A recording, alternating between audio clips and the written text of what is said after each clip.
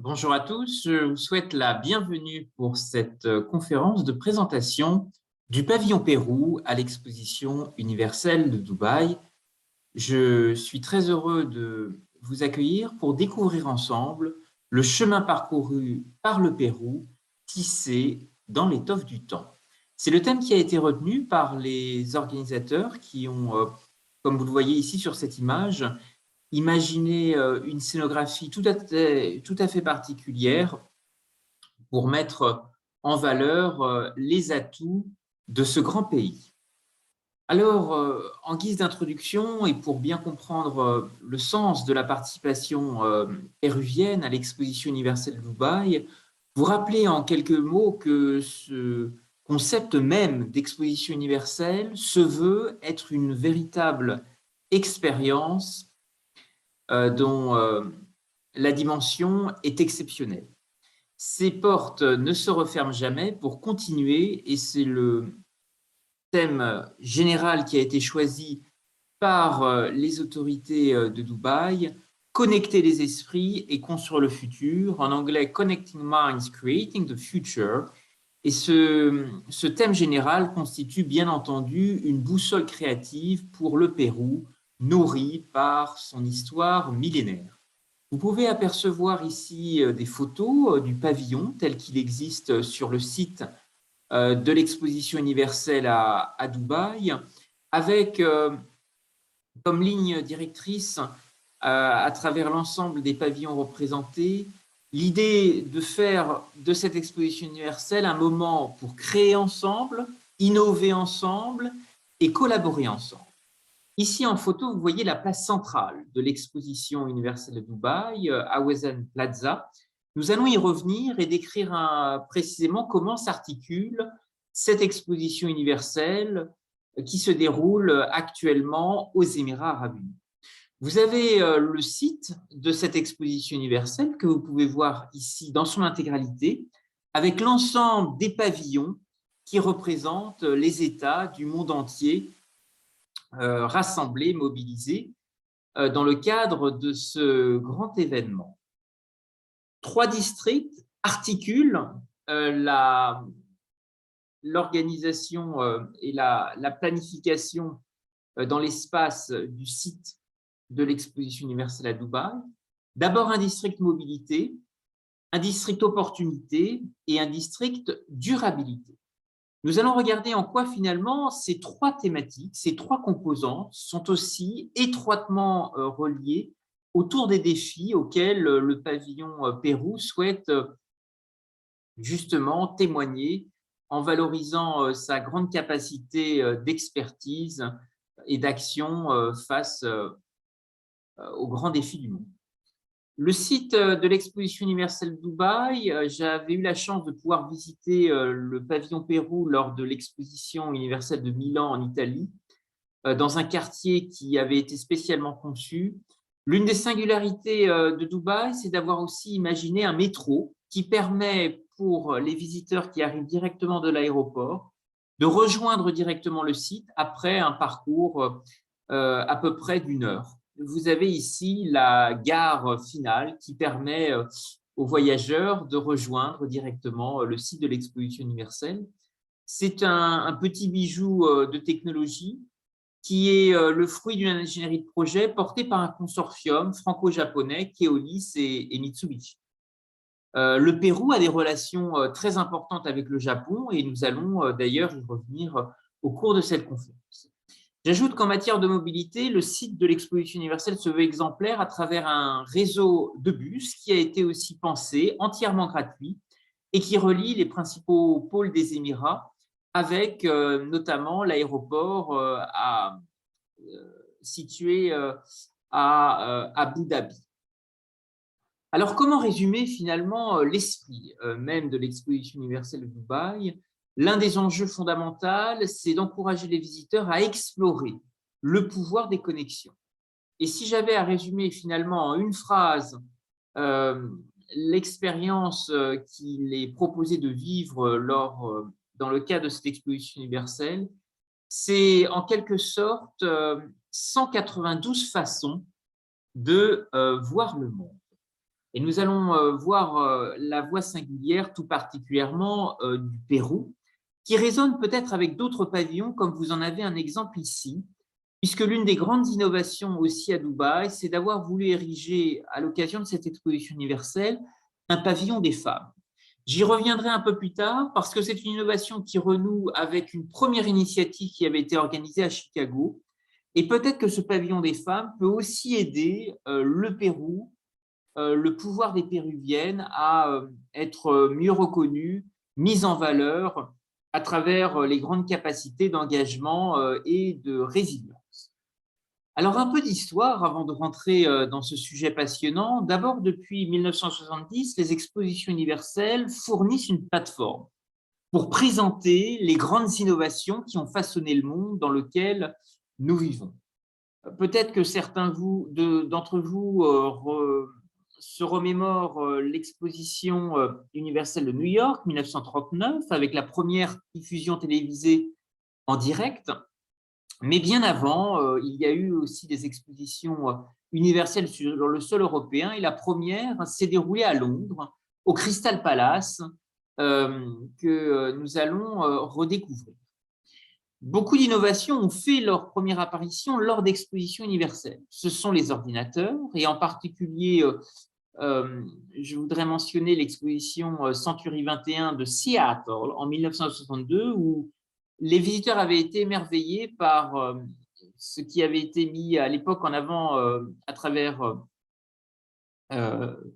le savoir-faire d'IBM, à savoir un ordinateur capable de répondre à des commandes vocales. Bien avant les ordinateurs, ce sont les téléphones qui ont aussi fait leur première démonstration. D'abord à l'exposition universelle de Philadelphie en 1876, et puis l'exposition d'Osaka au Japon en 1970, qui avait offert aux visiteurs la première occasion de découvrir ce que la technologie des téléphonies mobiles avait à offrir. En résonance avec le pavillon Pérou, nous allons y revenir, et notamment sa contribution sur les super-aliments. Vous savez que l'alimentation et que de nombreuses innovations alimentaires ont aussi ravi les papilles des visiteurs en faisant leur début aux expositions universelles. Quelques exemples, le popcorn, le ketchup lors de l'exposition de Philadelphie, et puis plus tard, en 1904, l'exposition universelle de Saint-Louis dans le Missouri, où, afin de gérer les longues files d'attente, les visiteurs ont pu découvrir ce qu'était le cône de crème glacée. Vue d'Europe, bien entendu, c'est l'architecture qui a profondément marqué les expositions universelles. On pense à la Tour Eiffel, bien sûr, qui renoue aujourd'hui avec la boulimie de projets architecturaux dont Dubaï est si friande, puisque le 22 février dernier, la consul de France à Dubaï, Nathalie Kennedy, a inauguré l'escalier originel de la Tour Eiffel dans un parc de verdure, le parc Al-Farzan, qui est situé au cœur de l'exposition universelle. Et cette pièce originelle, qui avait été inaugurée pour la première fois en 1889 à l'occasion de l'exposition universelle de Paris, a été transmise par Gustave Eiffel à l'un de ses amis, Jeanne Adore, qui était un marchand, un négociant marseillais qui a développé sa fortune dans le commerce du thé. Et ça a été un véritable vecteur de dialogue, ce thé qui est si propice à nourrir des échanges, des discussions, et qui occupe aussi une place très importante au Moyen-Orient. Eh bien, Jeanne Apari, dont le fondateur n'est autre qu'un ami de Gustave Eiffel, Jeanne Adore, a voulu rendre hommage à cette amitié et notamment s'investir dans la valorisation de cet escalier originel de la Tour Eiffel qui maintenant sera visible à Dubaï. Parmi les structures historiques, on pense sans doute à la première exposition qui s'est déroulée à Londres et qui s'appelait à l'époque The Great Exhibition, et qui a en monument principal été mis en perspective à travers un fameux et unique Crystal Palace, visant à présenter les inventions, notamment de la révolution universelle, la révolution industrielle qui marquait l'Europe. D'autres signatures architecturales marquantes, d'abord c'est la Tour Eiffel, qui n'a pas été populaire immédiatement, et je vous rappelle que certains avaient notamment fait campagne pour son démantèlement après la fermeture de l'exposition universelle de 1889.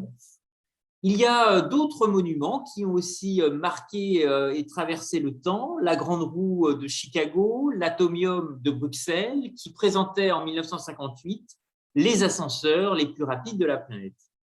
Et puis plus récemment, en 1962, Space Needle, à l'exposition de Seattle, qui existe toujours aujourd'hui et qui offre une vue imprenable sur le Puget Sound, ce bras du Pacifique, qui est visible en haut de cette tour qui pointe à l'horizon à travers un restaurant panoramique dans lequel il est toujours possible d'accéder à son sommet.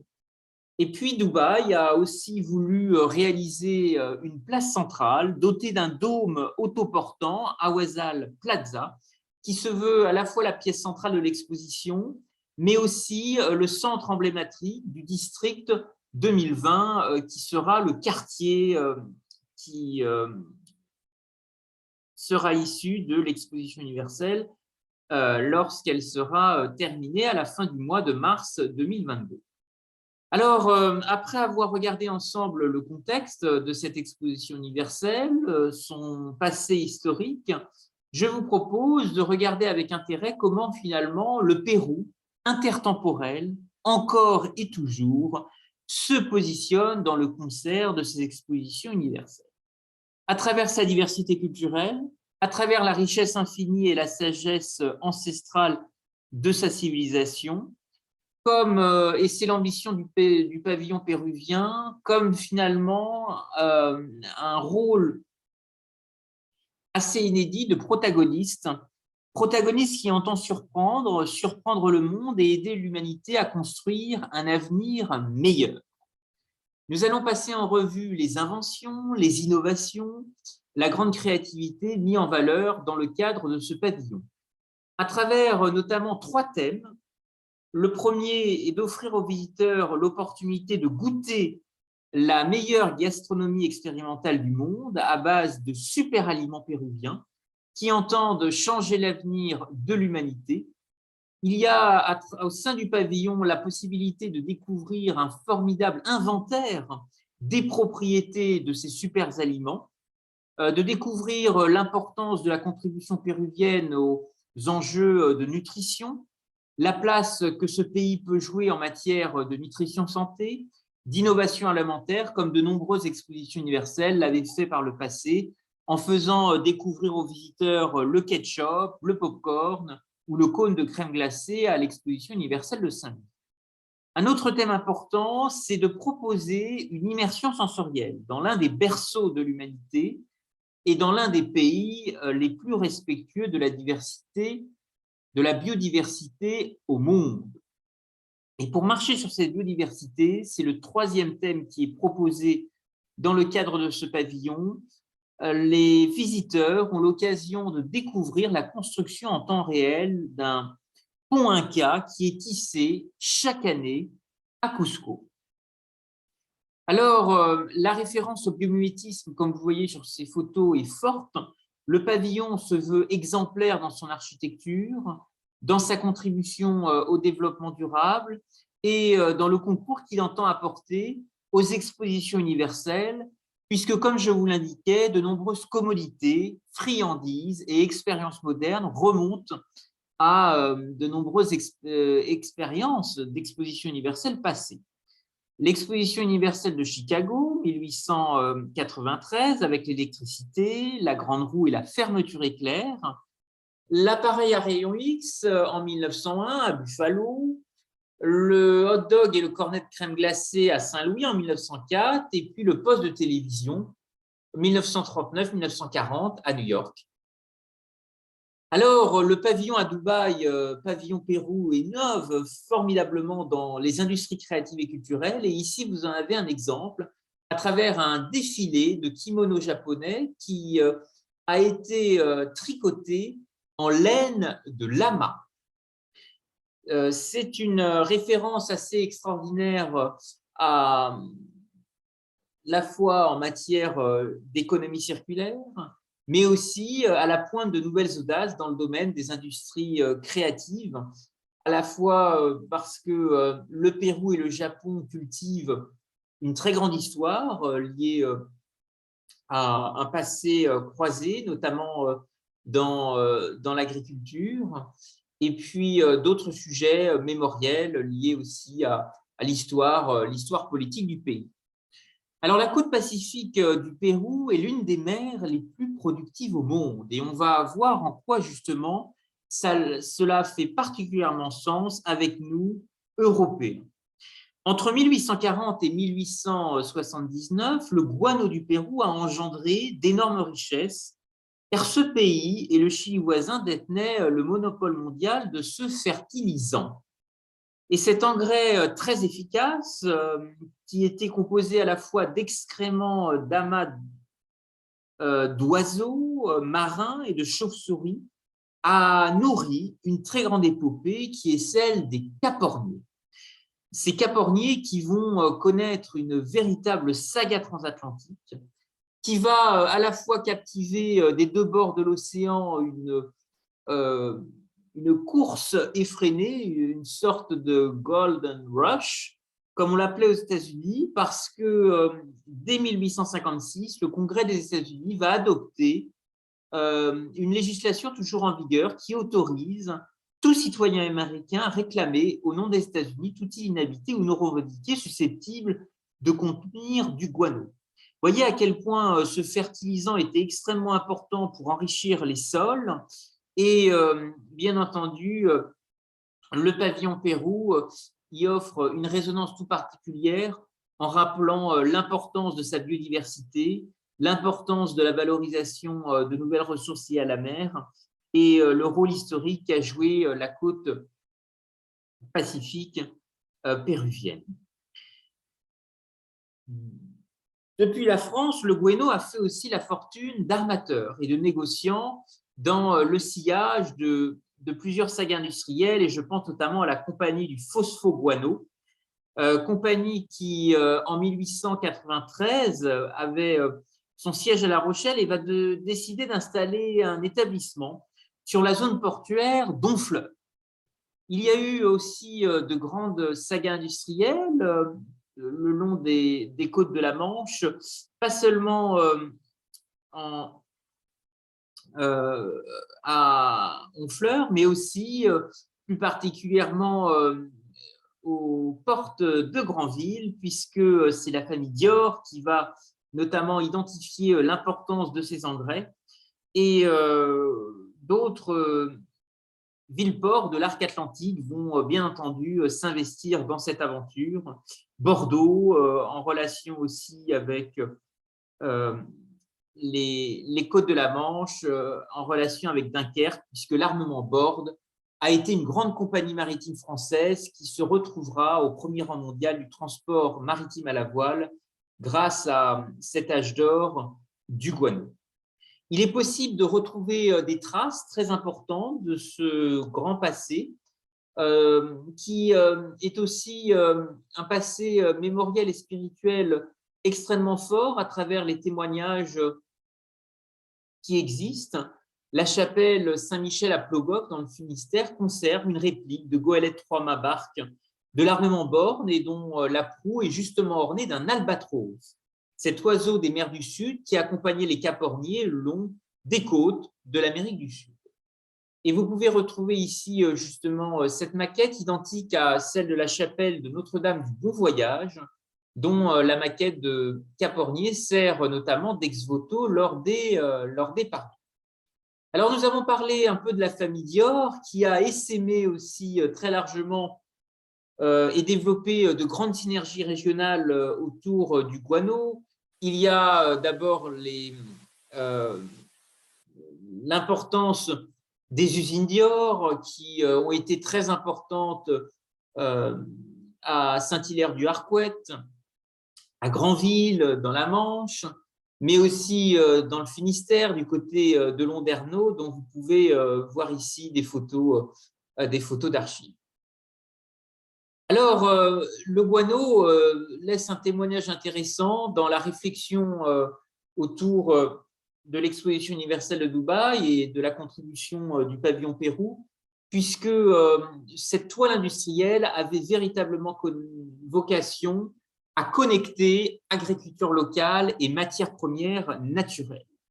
Et cette richesse est justement l'occasion de puiser à Dubaï de nouvelles idées dans le domaine de la nutrition, dans le domaine du recyclage, pourquoi pas dans l'utilisation également d'algues et même des innovations plus générales en matière de design.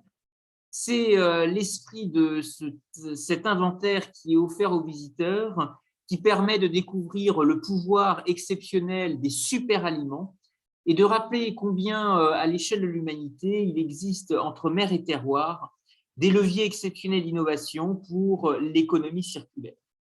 Et pour accompagner ces nouveaux explorateurs, le pavillon Pérou entend jouer un rôle de boussole créative via de la gastronomie expérimentale, on en a parlé, mais également une mise en scène qui entend utiliser comme ressource sonore 7 instruments à vent différents, ceci pour illustrer l'importance du vent dans notre vision du monde. Vous voyez ici les innovations textiles mises en avant à travers la laine de lama, visible au pavillon Pérou de l'exposition universelle de Dubaï. Ce qui est assez exceptionnel, je pense, dans ce pavillon, c'est sa capacité aussi à relier, inspirer, connecter des travaux de prospective menés par un certain nombre d'agences et d'acteurs parapublics. Et je voudrais ici vous citer le travail notamment entrepris à Dunkerque par une agence d'urbanisme qui a voulu réaliser sur le territoire une toile de la transition agricole et agroalimentaire qui est visible et à la disposition du grand public à la halle au sucre à Dunkerque dans les Hauts-de-France. Et sans doute que ces villes-ports, de Saint-Nazaire à Dunkerque, de Granville à La Rochelle, de Saint-Malo à Honfleur, sont peut-être des laboratoires qui pourraient relancer des dynamiques entre terre et mer et certainement s'inspirer de la contribution du pavillon Pérou à l'exposition universelle de Dubaï. C'est vraiment l'esprit de ce rendez-vous d'être un carrefour de la diplomatie, un carrefour des échanges, avec cette ambition réinventée de façonner une nouvelle génération de marchands de paix et de prospérité. Le guano est peut-être aussi un élément qui nous invite à réfléchir à l'agriculture du futur. Et à ce titre, je voudrais vous proposer un petit aparté à travers le pavillon Ukraine, qui est notamment présenté à l'exposition universelle de Dubaï, à travers des innovations remarquables, un vélo électrique pouvant parcourir 380 km après une seule charge, une imprimante 3D pour la céramique et des stores solaires capables de générer de l'énergie, reflétant ainsi le caractère unique et l'originalité du peuple ukrainien et de sa culture à travers le prisme des technologies modernes.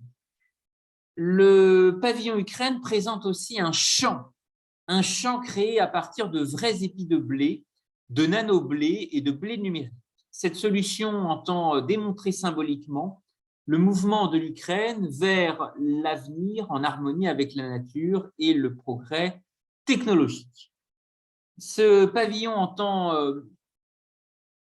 proposer un programme de divertissement comprenant des défilés de mode, des séminaires thématiques et des performances créatives. Et le thème retenu autour de ce pavillon est le suivant: Smart Ukraine, Connecting Dots, Ukraine intelligente, connecter les points. Alors, le pavillon Pérou a certainement des liens très forts à imaginer avec l'Ukraine, avec d'autres pays participants. C'est véritablement l'esprit de ce travail partenarial qui est envisagé à travers la symbolique d'une exposition universelle, offrir aussi de nouvelles capacités partenariales, de nouvelles capacités d'innovation ensemble. Un des éléments et une des valeurs ajoutées aussi de Dubaï, c'est d'avoir un pavillon des femmes qui a été imaginé en collaboration avec un joaillier français qui est Cartier. Et cette résilience des femmes a toujours été une grande priorité dans l'histoire de Cartier, à la fois à travers le passé connu sous la Résistance, parce que Jeanne Toussaint, directrice de Cartier, avait voulu concevoir un bijou symbolique qui était un oiseau en cage pendant l'occupation et qui trônait dans les vitrines du magasin rue de la Paix, non loin de l'état-major allemand. Et elle sera notamment inquiétée et nécessitera, pour obtenir sa libération, une intervention de Coco Chanel. Ici, sur ce croquis, vous voyez un oiseau sorti de sa cage parce que Cartier, qui s'était engagé aux côtés du général de Gaulle, des forces alliées en lien avec Franklin Roosevelt, avait mis à disposition les portes de ses bureaux à Londres en 1940 et avait permis au général de Gaulle d'enregistrer un certain nombre de ses discours. Et à la Libération, Cartier va sortir une broche d'un oiseau sorti de sa cage pour marquer finalement ce moment de libération avec une inscription 1945 sera-t-elle meilleure? 1945 will be better. C'est un rossignol bleu, blanc, rouge qui, sur cette broche que vous voyez ici, prenait son envol. Alors, comment 2022 peut être une année d'envol pour le Pérou, pour la créativité de sa culture et la richesse du dialogue entre les peuples? Je pense que le pavillon des femmes est certainement un élément fort, une locomotive qui peut, en tous les cas, encourager aussi la grande capacité d'engagement des femmes. Vous rappelez qu'il y a eu d'abord un premier Women Building qui avait été conçu et construit à l'exposition universelle de 1893, qui s'était tenu à Chicago, qui avait été le fruit d'une franco-américaine, Bertha Honoré Palmer, qui avait réuni autour d'elle des militantes de la ville de Chicago pour faire émerger un département des femmes, the World Department for the Fair, en y associant des organisations impliquées dans la philanthropie, l'éducation et la lutte pour le droit de vote. Il y a dans l'esprit de Bertha Honoré Palmer une très grande capacité de plaidoyer pour justement défendre cette contribution. Ici, vous pouvez en voir une trace dans les colonnes de journaux nord-américains. Et je voudrais peut-être vous rappeler aussi que Bertha Honoré Palmer était issue d'une famille française. Son arrière-grand-père, Jean-Antoine Honoré, possédait la première ligne de bateaux à vapeur reliant Louisville à la Nouvelle-Orléans. Et son père, Henri Hamilton Honoré, a été un riche promoteur immobilier qui permettra à sa fille de bénéficier d'une éducation soignée à Chicago.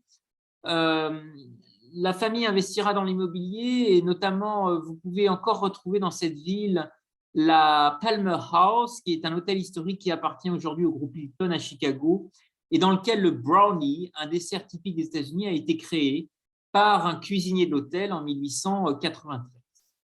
Alors, ce pavillon des femmes à Chicago, qui maintenant trouve un nouvel écrin et une renaissance à Dubaï, est certainement un élément très fort, un laboratoire qui peut encourager des femmes péruviennes à s'investir dans des coalitions créatives d'acteurs, de la même façon que l'expérience de Chicago avait engagé un collectif de créatrices, de femmes d'architectes pour soumettre un projet pour le Women Building.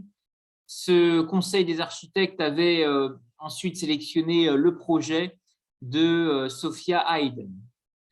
Alors, cette idée d'exposition des femmes a aussi germé en Europe, et notamment en 1895 à Copenhague, où l'aristocrate danois Sophie Oxholm a voulu organiser une exposition des femmes, et malheureusement, elle terminera ruinée par cette expérience.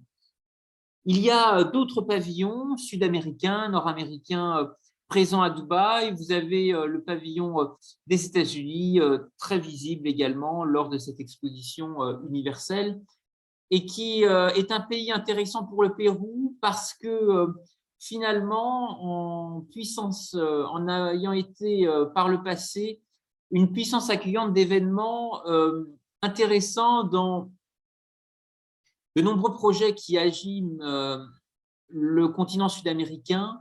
Peut-être avez-vous entendu parler du couloir biocéanique. Eh bien, sachez que lors de l'exposition universelle de San Diego en 1915, ce grand événement avait été imaginé pour mettre en valeur l'importance du canal de Panama et le rôle que pouvait jouer San Diego comme premier port américain sur la route des navires circulant vers le nord-ouest des États-Unis après le passage du canal.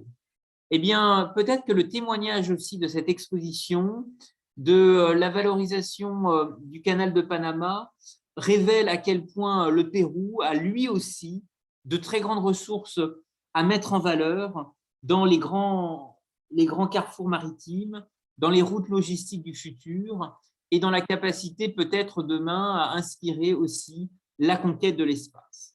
Je vous rappelle que l'exposition de Seattle, Century 21, avait été un événement phare dans ce domaine avec Space Needle, que vous voyez ici en photo, qui est cette tour exceptionnelle qui est encore aujourd'hui une signature architecturale très forte dans l'espace urbain.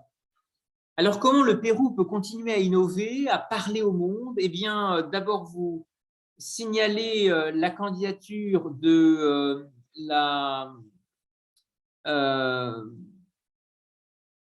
Rome, la capitale italienne, pour accueillir une exposition universelle en 2022. Il y a également en amont de cette candidature le Japon, qui sera la puissance accueillante de la prochaine exposition universelle prévue à Osaka en 2025. C'est à la fois une opportunité pour l'archipel nippon de renouveler l'essai, puisqu'il avait déjà accueilli à Osaka une exposition universelle en 1970.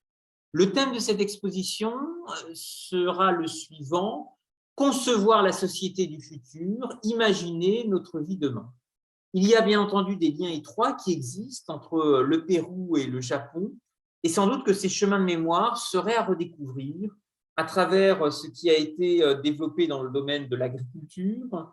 Et je voudrais vous préciser que 3 sous-thèmes vont marquer notamment cette prochaine exposition universelle en 2025: sauver des vies, inspirer des vies et connecter des vies.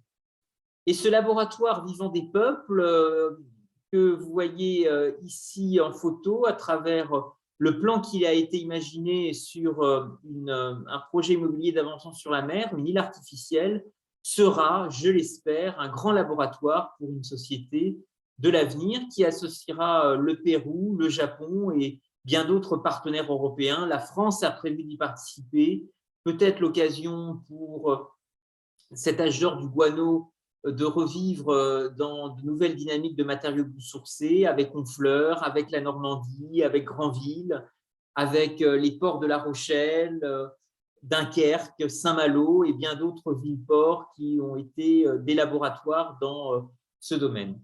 Je voudrais vous remercier à tous pour votre attention, vous dire que cette conférence est enregistrée en vidéo et que si vous souhaitez recevoir des informations complémentaires ou recevoir les planches et les supports de présentation, vous pouvez m'écrire à cette adresse, je vous répondrai avec grand plaisir.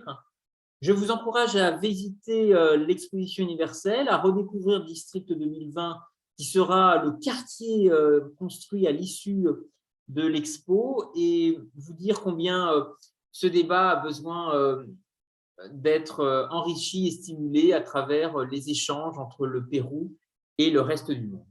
Merci à vous pour votre attention.